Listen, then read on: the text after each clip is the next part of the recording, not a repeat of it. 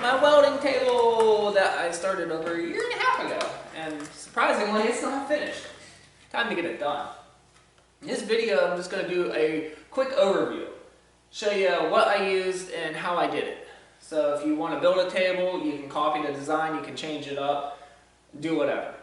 The top I haven't finished yet. The top is going to be more crucial part of the build, because you can build whatever down here you want, but if you want to take the idea that I have of making these slats removable, so you can run a solid top, or you can remove it and run every other one, or you can run it with like a 2-inch gap in there. I'm going to really focus on that part of the build so people can use that idea to make their welding tops removable, or welding top slats removable. Front, back, side, side, and the 4 legs is 4-inch by 2-inch, 1/8-inch thick wall, rectangular tubing. The bottom shelf is 2-inch tall, 1-inch wide, 1/8-inch wall, rectangular tubing. And then I put those little 4-inch kickouts in, and that's basically like a indent for your feet. The bottom of the legs have little feet on them, and on top of that feet I welded a nut, and there's a bolt sticking up so I can kind of level it. And then on the very outer edge is some 3/4 inch holes. If I needed to tap on it or lag it to the concrete, I could. The piece of metal on the lower shelf is 1/8-inch thick diamond plate or tread plate. And then at the very bottom I put some 2.5 by 2.5 by 3/16 wall tubes. I did them on both sides. There's one over here, one over there. And that's for down the road I can shove some 2x2 square tubing in there, come out, weld a plate on there, and then I can bolt like my little hand tire bead breaker on there, or my little pipe bender, or whatever, something that I need to walk around but still supported, so I'm not tap conning everything into the concrete. I can build them off the plate. The top, I put a piece of 1¼ by 1¼ 1/4-inch thick angle iron on the front and the back. That's to aid more base for the top slats to sit on, and something like some form of a lip that I can use a clamp underneath these slats to hold up on, so that the slats are locked down securely, but yet you can flip the handle and remove them. I didn't want no tools to remove these slats. I wanted something simple.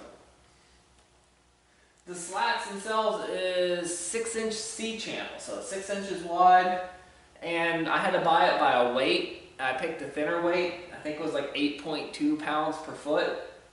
But I'll grab you guys, walk around real quick, and show you kind of what I did. Alright. I'll just focus on one side. The other side's identical, but you can kind of see the kick in, see the metal, see the tube, see the foot. There's a bolt sticking out of the bottom of that for leveling. All 4 corners have it. Come up, over, onto there. And then you got the angle for the actual legs to clamp on. But every seam's welded, every spot that sits on somewhere else is supported by additional angle, because I did put, don't know if you can see it, but you can see the angle on the back side of the leg that supports the tabletop, as well as all that right there. So I feel like it's well built. Alright, here's my idea. The C-channel's flipped over. I got some 3/16 plate, I got floating all around the garage. There's 11 pieces. It sits on top, and then all I have to do is some stitch welds down each side. After that's on there, I gotta cut some square rod, something 1/4-inch thick up to 3/8. I'll cut it like 6 inches long, or I'll go 5 inches, leave a little bit inside, and then I'll weld it on square to these slats.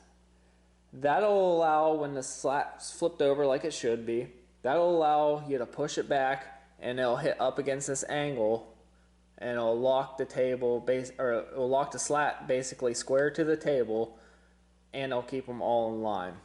Then I bought some toggle clamps, which I don't have enough yet, but I'm gonna bolt them to this plate, and then that's what these lips are for. When it flips over, I can use the toggle clamp to hold up on here. Then when I need to remove it or move it, I can undo the toggle clamp front and back, slide it to where it needs to be, or remove it, and we're done. No tools, no wrenches, no nothing.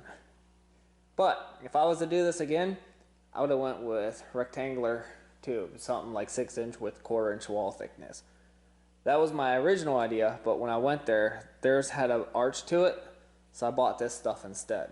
Although I had to go get a second stick of this stuff, and it had an arch to it as well. So, and I had 150 some or 190 some bucks wrapped up into this stuff, so I wasn't buying again.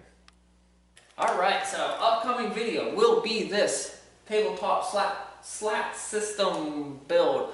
I'll go into as much depth as I can on it to help anybody out who wants to use this design on their next welding table.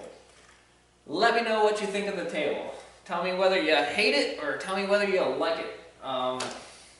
What you would change on it or what you wouldn't change on it. Then, don't forget to subscribe for more fabrication stuff like this, mower stuff like that, frame back there that's going to be full suspension, and 4-wheel drive. And yeah, don't forget to subscribe. So, till the next one, have a good one and enjoy.